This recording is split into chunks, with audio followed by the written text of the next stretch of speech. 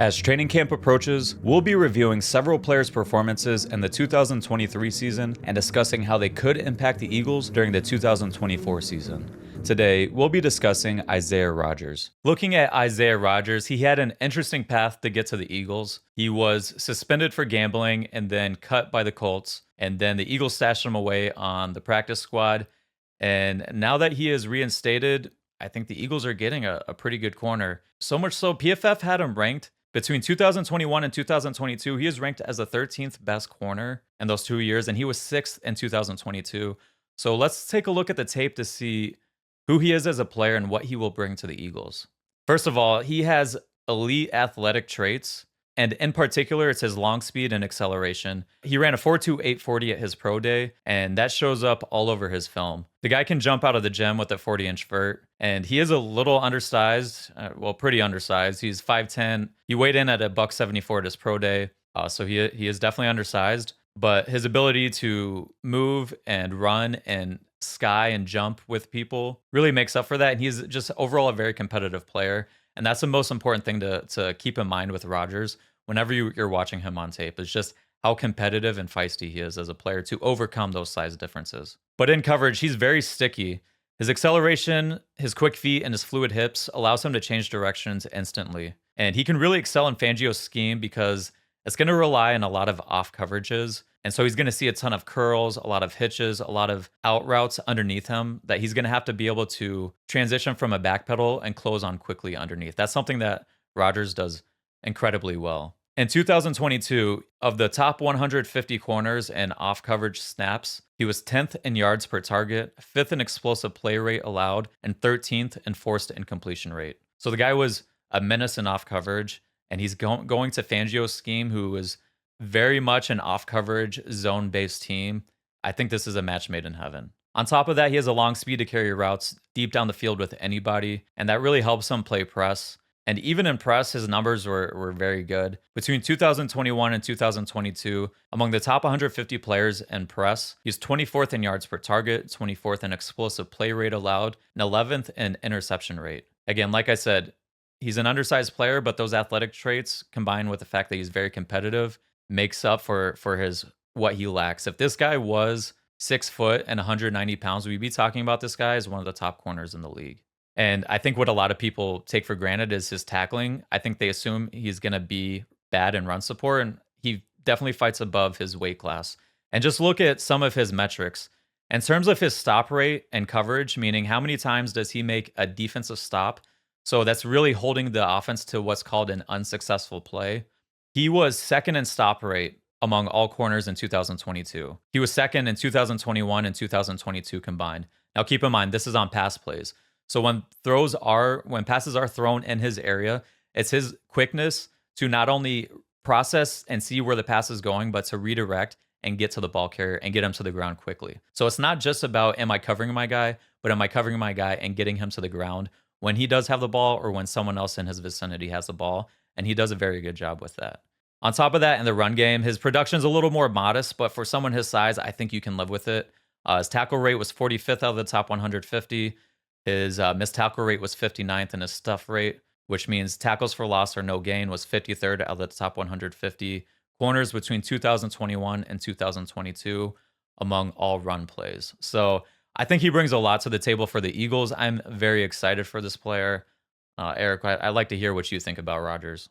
Yeah, he's amazing. I don't know what the Colts coaching staff was thinking, because he only played a roughly 400, 500 snaps a year for them, and he was available. They would sub in Brandon Faison for all the obvious rundowns or short yardage situations. Now, teams quickly realized that this guy can't cover. I'm talking about Faison. So they would target him a lot, and he stinks. And then Rodgers would come in, and boom, right away, their pass defense would be way better. I mean, he's right in the receiver's hip pocket all the time. Now, something that's unique about him, yeah, you look at his height, 5'10". What you got to look at is this guy's arm length. His hands go pretty much past his knees. It's insane. he's got pretty much the same arm length as Trevor Keegan, the guard that the Eagles drafted this year. And it shows up. I mean, his arms are just everywhere. Insanely fast. It shows up on his top end speed, especially shows up on his kick returns. He's an extremely dynamic kick returner. I think he had at least a touchdown, maybe more than that. But his average was really good beyond that. Now, we have talked briefly about the new kickoff rules, that it might invite slightly bigger bodies with a little bit more of a running back skill set. But I'd like to see, I know they're testing out Rodgers back there, and he could win that job.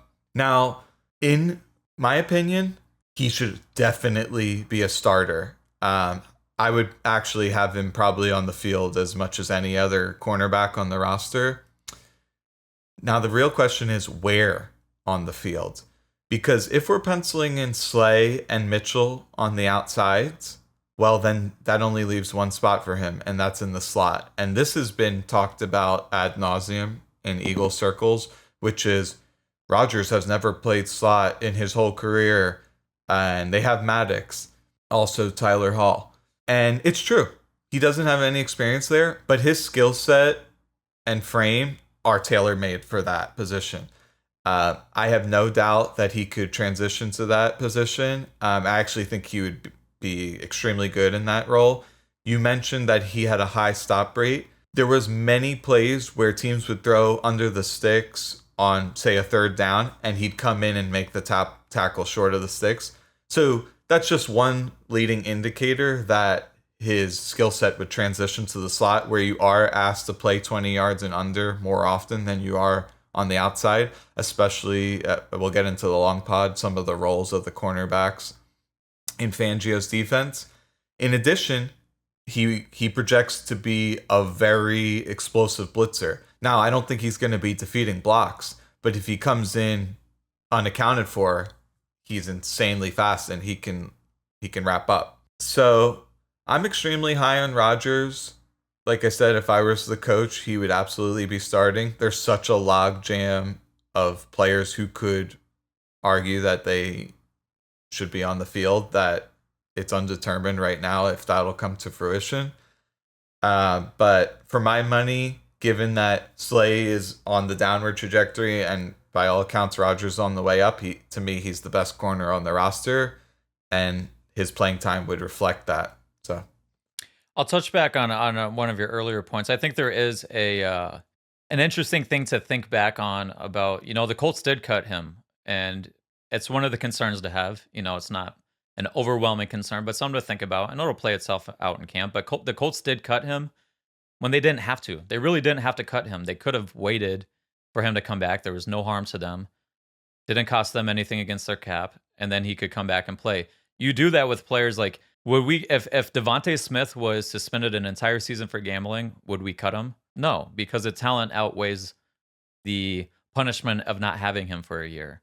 The Colts didn't feel that way about Rodgers. Now, maybe their evaluation was way off, but it's something to think about. Calvin Ridley was suspended. He wasn't cut. He was even traded for by another team. Another team gave up assets for him to be on the team, even though he was going to be suspended a year, and yet Rodgers was still cut. So I think it was a mistake by the Colts overall, just based on what I'm seeing on the film. I think he's going to be a good player, obviously. But, looking back at the question of can he play in the slot? Now, he didn't play in the slot a lot early because, with the Colts, because they had Kenny Moore. So Kenny Moore is going to play in the slot. What really happened was on early downs, they would play Kenny Moore outside, and then they would play someone else on the other side. There's a couple different corners over the years, and then he would rotate in on other downs, and Kenny Moore would go inside. But he never really played slot because he didn't have to. So that I don't think the knock on he can't play slot because he hasn't done it as a valid one. My concerns more so are his size and him in run fits. On early downs is where I have concerns with him being a good slot corner, because athletically he has everything to be a good coverage slot corner. But the fact is, and the Fangio system, and really in most systems, your slot corners are going to be a part of your run fit. A slot corner, all they are a replacement for a linebacker. Your linebackers are typically in the run fits. Your slot corners are going to be in the run fits at some point in time. So do you want your 174-pound guy getting inside and mixing it up with sometimes guards and tackles, a lot of times tight ends, or do you want someone a little bit bigger? It's not saying he can't do it, but there's guys that are better suited for the job than he is. So do you play big nickel packages early? We talked about on the last episode with Slay how we don't think the outside guys will rotate as much, or I don't think they will, but inside guys might more. And the Eagles did that last year. They rotated in Sidney Brown throughout the year to play big nickel. He rotated in on early downs, and then they would bring in someone else to play. They would bring in Roby or they would bring in Ricks to play on third downs. Is that something that we see going forward? Very, very well could. But I think he's too good to not get him on the field. And I think we'll discuss this more when we get into the long pod and look at the overall breakdown on the group and how they relate to the rest of the team and the best way of building this defense. But I think he's going to see the field at some point. I don't think it's a penciled in that Mitchell is going to win the starting job. I think Rodgers could come in and look really well and take that job and say, hey, no, it's rookie's going to have to wait or he's going to have to get in somewhere else. So we'll have to see how that works out. And one thing I had been thinking about is it's going to be tough to bring him back, which is really unfortunate because I think he's an awesome player, as I just outlined.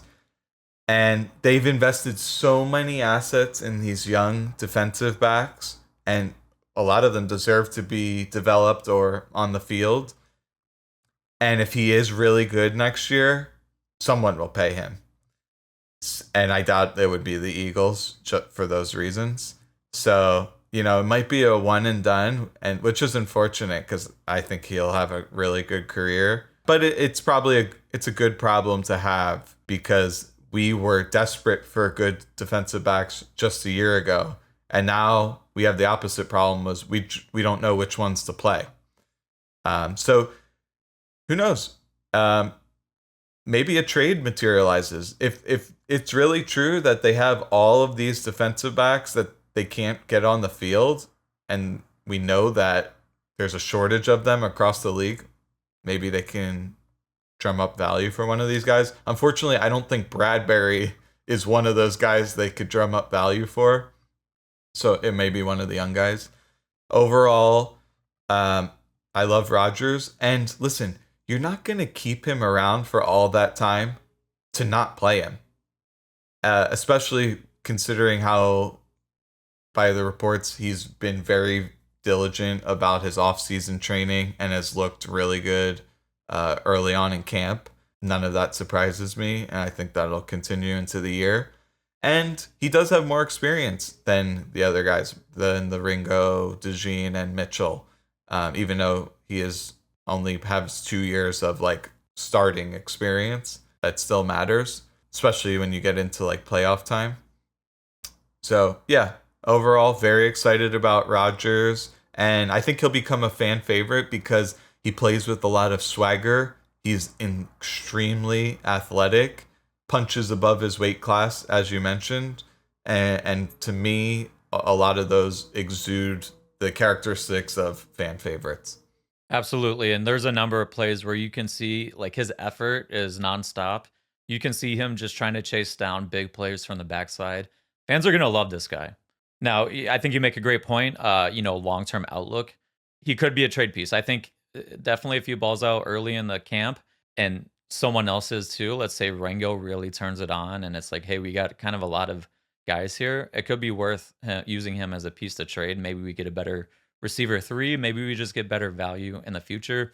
I don't think that's what works out. I think the Eagles find a way to get multiple of these good corners on the field throughout the year. And it's always great to have depth at the position as well. We've seen years past where you lose a corner or two and then your season's really, really fucked. Now, last thing about Ringo Rodgers and his long-term future is if he does come and ball out, guess what? You're getting assets in return either way. He's probably going to get you enough in return for a comp pick. So, there's a lot to like about Rodgers. Either he's going to provide great depth for the team, he's going to ball out for the team as a starter and get a comp pick back, or he could return trade value. So it's a name to definitely watch. He's going to be competing for the CB1 spot for the Eagles.